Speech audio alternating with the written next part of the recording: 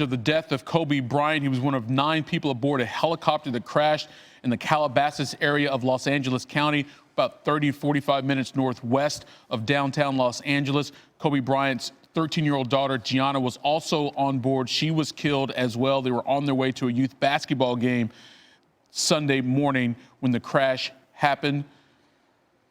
Outpouring of support in downtown Los Angeles right now. That's LA Live, which is directly across the street from Staples Center. Staples Center is hosting the Grammys tonight, but still thousands of fans have made their way down to Los Angeles downtown area. There's a makeshift vigil that's gone up with candles and art, jerseys, paying their respects to Kobe Bryant, who spent 20 years with the Lakers. He won 3 NBA championships with Shaquille O'Neal. He won 2 more for a total of 5.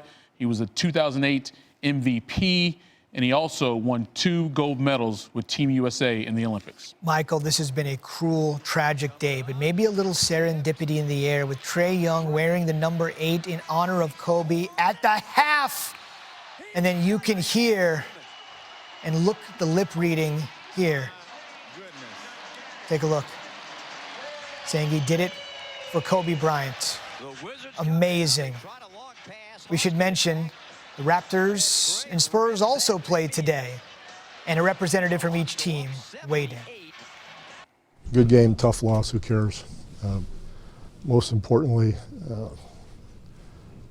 appreciate you all letting the locker room be tonight. Everybody's pretty emotional about the tragedy with Kobe, and all of us know what a great player he was, but he went beyond great playing. He was a competitor that goes unmatched, and it's what made him as a player so attractive to everybody. That focus, that competitiveness, that will to win. And even more importantly than that, we all feel a deep sense of loss for what he meant to all of us in so many ways, and so many millions of people loved him for so many different reasons. It's just a tragic thing that there are no words that can describe how everybody feels about it. So we all think about the family and the process that they're going to be going through now. That's where all our thoughts should be. Man, I mean, words can't explain it, man. For myself, learning everything I've learned basketball-wise from Kobe, what he meant to the game, the inspiration that he brought to the world. Not just that, his daughter. I'm a father. I can't imagine something like that, happening. I mean, it's a sad, very sad day. Tomorrow, you even had shoes designed off the influence of Kobe. What did he mean to you personally as a player growing up? Everything. Everything I learned came from Kobe. Everything. Take Kobe away, I wouldn't be here. I wouldn't have love. I wouldn't have the passion, the drive. Everything came from him. Tomorrow, the tribute that you guys and the Raptors did before the game, the 24/7 violation, who came up with that? Did you guys discuss it with each other? I know Nick Nurse came over. I think he mentioned something to Pop. We all talked about it, and I don't know exactly who came up with it, but once we heard it, we respected it on both ends, and that's why we did what we did.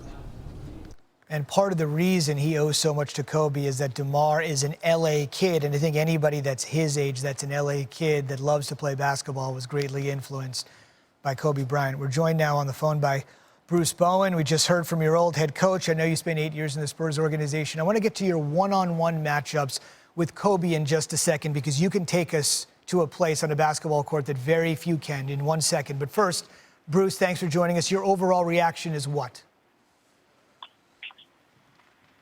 Full of emotions. I get home, get back to the country, and my phone is blowing up with all these text messages, and then the rumble starts. You hear, and I'm full of emotions right now because we lost a great competitor. We lost someone that loved the game, and if there's anything you think about when it comes to Kobe is the fact that no matter what, he was going to do whatever he could because you saw his love and passion through the game of basketball and all that he did. There was nothing in his areas where you would say, oh, well, if he would have just worked a little bit harder here or worked a little bit harder there.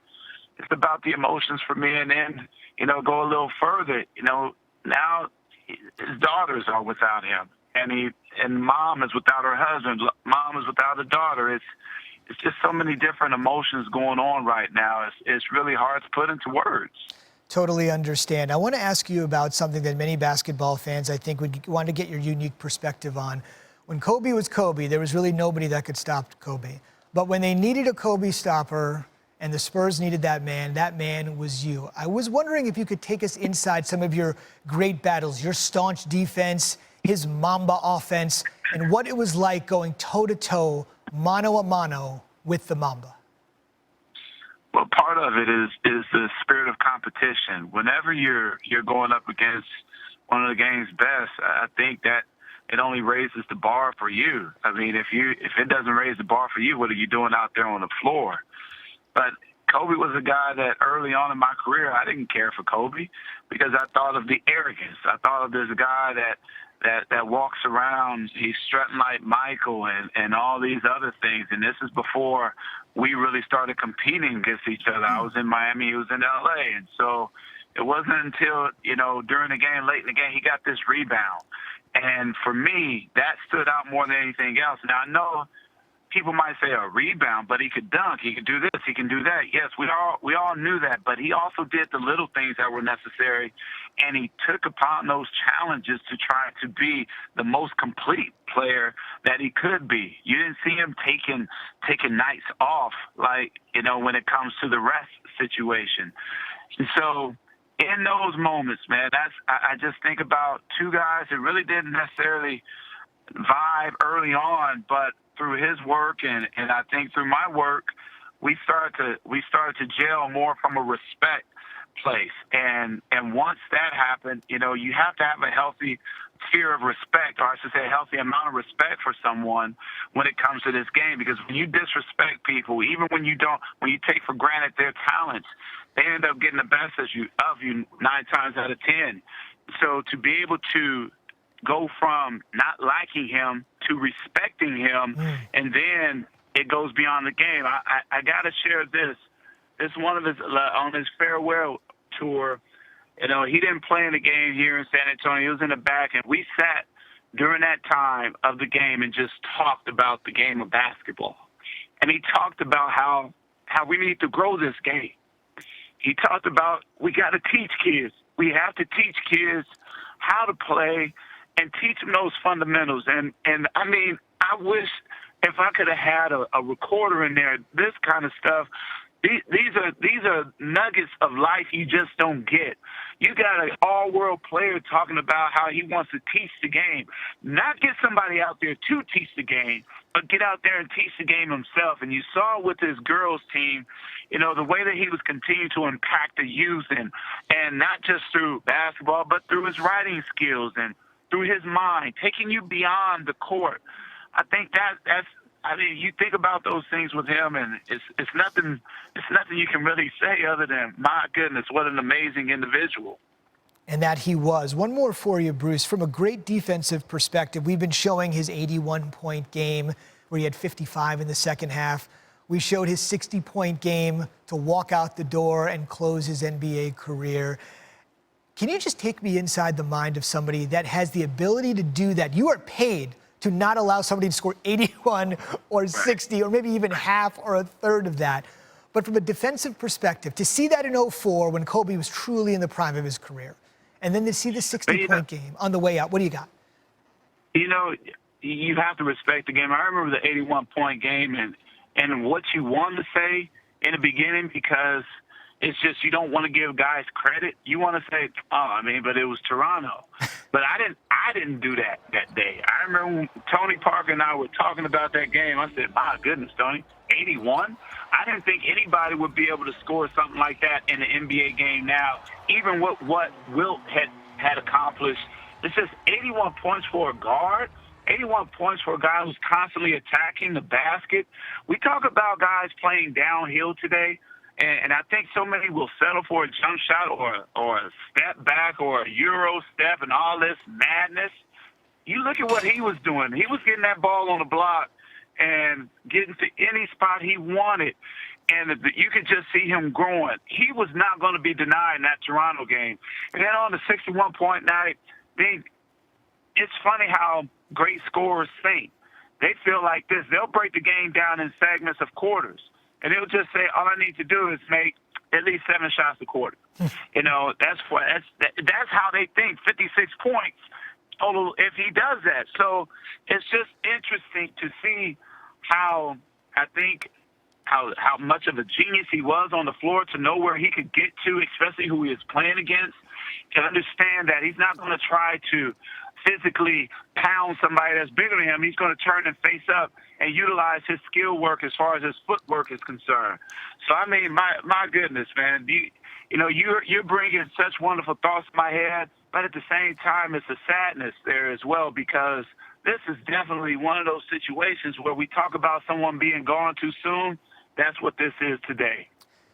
You can't give him high enough praise. Great, amazing, incredible.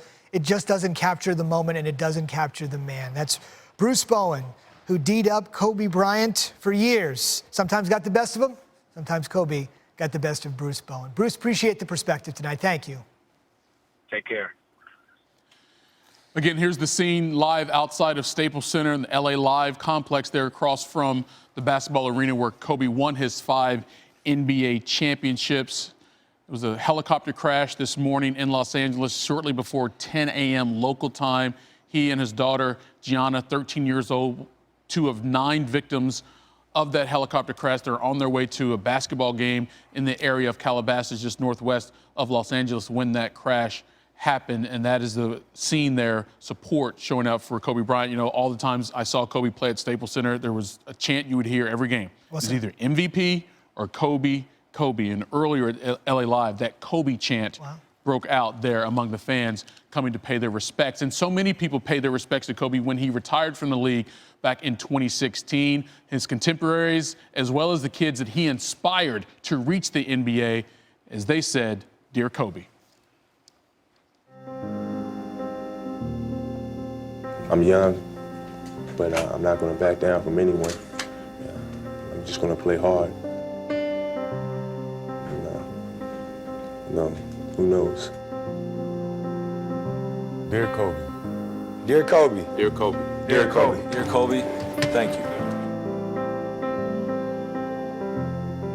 Thank you. Thank you. Thank you. Thank you. Thank you. Kobe Bean. Kobe, thank you, man. Dear Kobe, thank you. Thank you for your passion, your commitment, and dedication to basketball. Thank you for showing us that the number 24 isn't just a number on your jersey, but the amount of hours in a day that you have to devote to the game to be the best. Thank you for giving and giving and giving. Thank you for pushing through when your body says no, but your heart said yes. Thank you for the games that you refused to lose, and the ones you always seemed destined to win. Thank you for your endless drive. For showing us that even on your worst day, there's nothing else to do but push harder. For showing us there's no such thing as magic, but only hard work. Thank you for playing the game the way it was meant to be played. Thank you for teaching us to believe in ourselves, Even when nobody else did. For 20 years, you gave our game all you had, and we are eternally grateful. Thank you for being you, competitor supreme. Thank you for loving the game of basketball. Congratulations, and we're going to keep chasing you.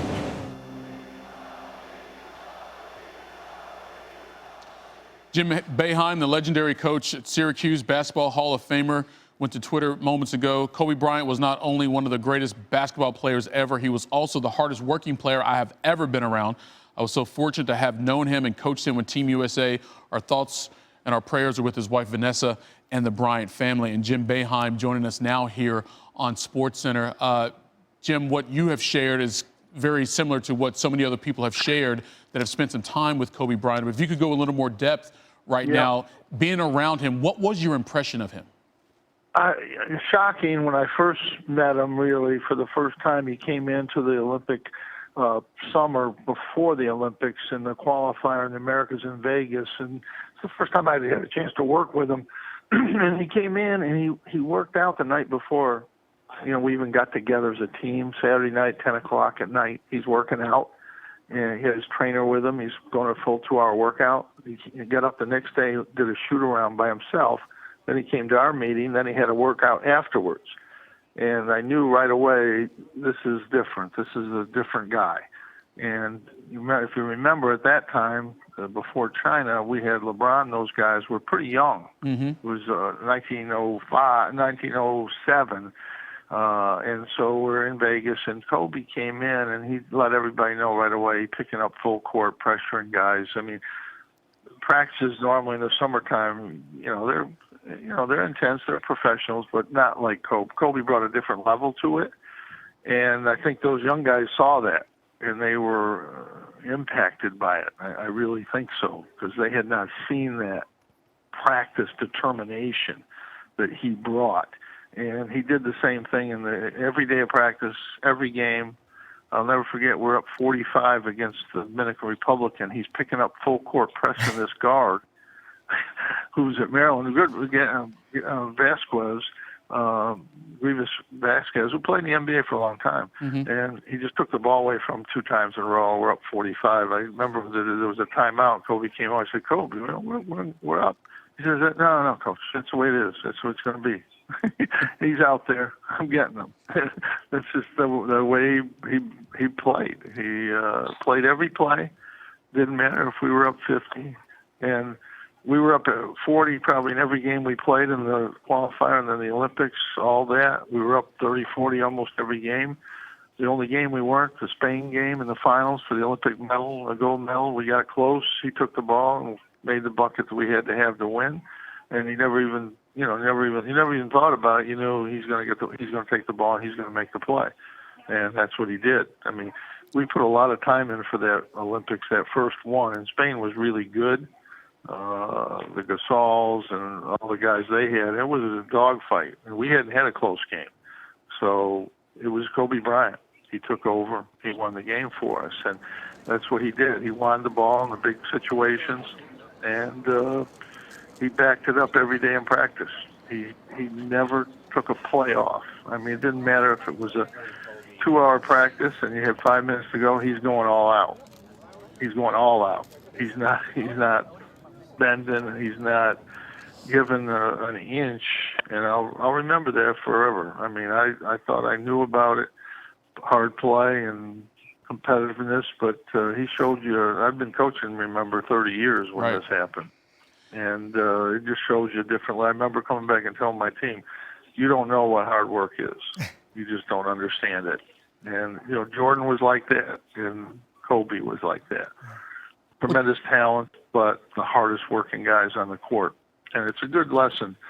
When the best player plays the hardest, then you're going to have success. That's why Jordan won 5 and Kobe won 5, because they set the standard for their teammates. And, we never lost another game in the World Championships or the Olympics after Kobe came that first year. We never lost a game. I don't know what it was, 75 straight maybe, something, in international competition. And we won by probably an average of 30 points. And we had been losing. It wasn't like we were winning before. We weren't winning. But he's that mentality. That's what he brought to the game. That's what I'll always remember. And obviously a great talent, but an unbelievable work ethic and determination to be the best every day, every play. Jim, you mentioned Michael Jordan, and Kobe Bryant's outlook on basketball was greatly shaped by Michael Jordan. What impact did Kobe Bryant have on the younger generation of basketball players, kids that you are still coaching to this day? Well, I don't think it has been said, but I believe from being there and having LeBron, those guys the year before, we were good. We had talent, but we didn't have that edge, that defensive edge you have to have. I think Kobe brought that to that team. I think it taught LeBron that, and he gradually got it and got better each year. And, you know, he was with us for the Olympics there, and, of course, the Olympics in London in 12. And LeBron was a tremendous defensive player, and I think Kobe had a lot to do with that, and with all those young guys. He showed them this is what it is, this is what it takes. So he left a lasting impact on the game with all those players and all the young players today that have seen him play and been around him, watched him. He had a huge. Other than Jordan, he's had the biggest impact, I think, on the game of basketball in my time. Kobe Bryant won 2 gold medals with Team USA, the 2008 and 2012 Olympic Games, and Jim Boeheim was an assistant coach on those 2 teams for the victorious Team USA side. Jim, we appreciate the perspective and the time here on SportsCenter. Thank you. Sad day for all of us in basketball. Indeed. We will second that for sure. Many on Twitter are weighing in, including the ultimate winner, Bill Russell, saying Janine, his wife, and I are absolutely shocked to hear the loss of one of my favorite people and one of the best basketball minds in the history of the game. Our hearts and prayers to Vanessa, Kobe's wife, and his girls. Kobe Bryant, you were my biggest fan, but I was yours. R.I.P. Mom. But you might see right between those two the ESPYs logo, our annual award show each summer. Well, at last year's ESPYs, Kobe made a powerful speech as he introduced Russell, the Celtics Hall of Fame big man and cultural icon of his own, as the recipient of the Arthur Ashe Courage Award. Listen to this.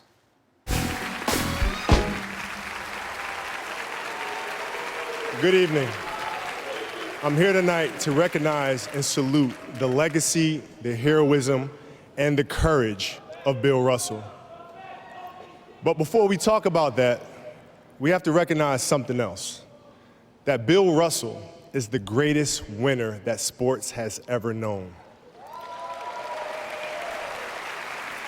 55 consecutive wins in college, back-to-back NCAA championships, 11 NBA championships, and 13 seasons played. An Olympic gold medal and the Presidential Medal of Freedom.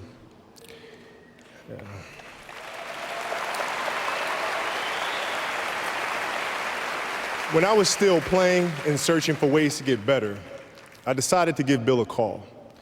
What I've learned since is even more than I imagined possible.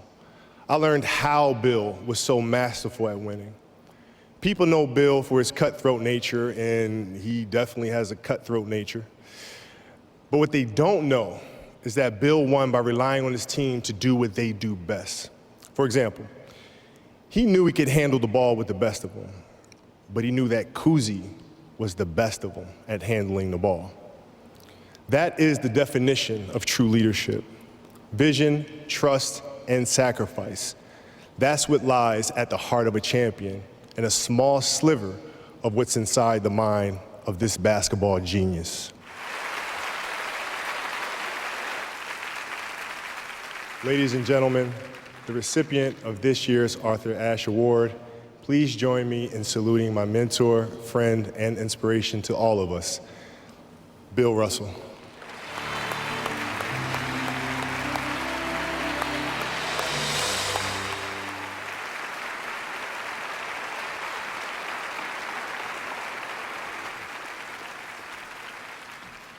Bill, on behalf of every athlete in this room and all of us who've tried to follow in your footsteps, thank you. Thank you for being a model, a mentor. Thank you for a laugh that will ring in our ears for years to come. Thank you for your courage, but ultimately, thank you for showing how people's internal lines can, in fact, change the world.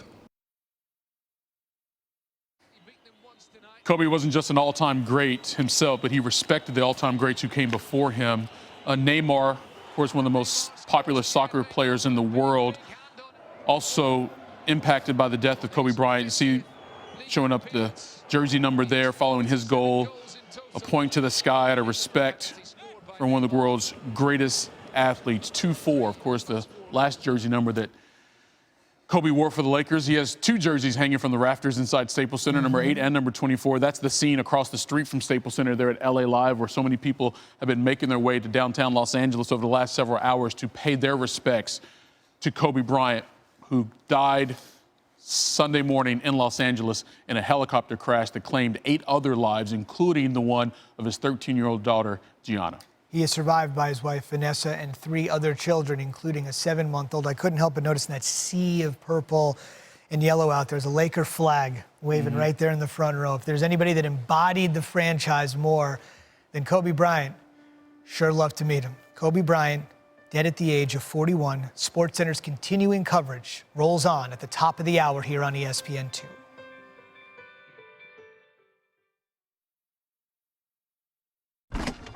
Breakfast.